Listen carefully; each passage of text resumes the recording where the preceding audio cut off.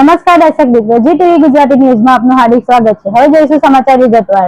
સુરત મહાનગરપાલિકા નગર પ્રાથમિક શિક્ષણ સમિતિની સામાન્ય સભામાં પહેલો હોબાળો, શિક્ષકોને બીએલઓ તરીકે સોંપેલી જવાબદારીનું ભાજપા અને આપ પક્ષ વચ્ચે રાજકીય ઘર્ષણ।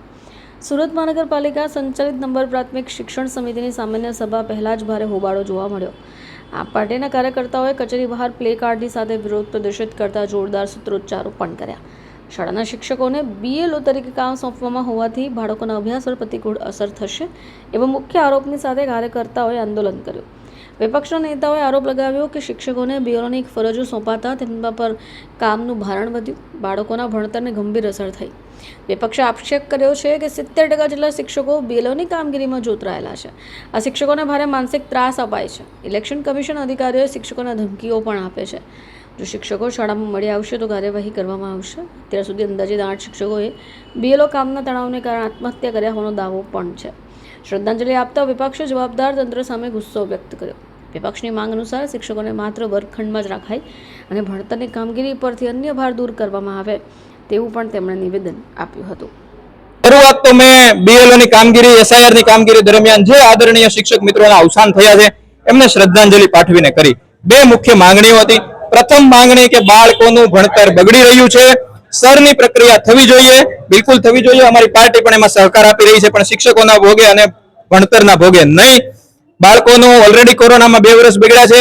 આ વર્ષનું પહેલું સત્ર બગડી ચૂક્યું છે, એ બીજા સત્રનો પહેલો મહિનો બગડી ચૂક્યો છે। હજી સરની પ્રક્રિયા લંબાવાય છે અને પાછળ વસ્તી ગણતરીના પડઘમ વાગી રહ્યા છે। તો બાળકો ભણશે ક્યારે? એક પ્રાથમિક શાળાના બાળકના પ્રાથમિક શિક્ષણમાંથી તમે 3 વર્ષ કાઢી નાખો તો એનું પ્રાથમિક શિક્ષણમાં રહેશે શું? તો અમારી ગુજરાતના લાખો બાળકો વતી માંગણી છે કે શિક્ષકોને વર્ગખંડમાં રહેવા દો, શિક્ષકોને ભણાવવા દો, નહીતર એવો લોસ, લર્નિંગ લોસ, એવો ભણતરનો નુકસાન ઊભું થવાનું છે કે જેની ભરપાઈ આપણે નહીં કરી શકીએ। બાળકોના ગુનેગાર આપણે બનીશું। અને બીજું, શિક્ષકોને જે માનસિક ત્રાસ આપવામાં આવી રહ્યો છે, શિક્ષકોને અનઓફિશિયલ વોટ્સઅપ મેસેજોમાં, વોટ્સઅપ મેસેજના ગ્રુપમાં એવી ધમકી આપવામાં આવી રહી છે ઇલેક્શન કમિશનના અધિકારીઓ દ્વારા કે જો અમે તપાસ કરીશું, તમે શાળામાં મળશો તો તમારા વિરુદ્ધ એક્શન લેવામાં આવશે।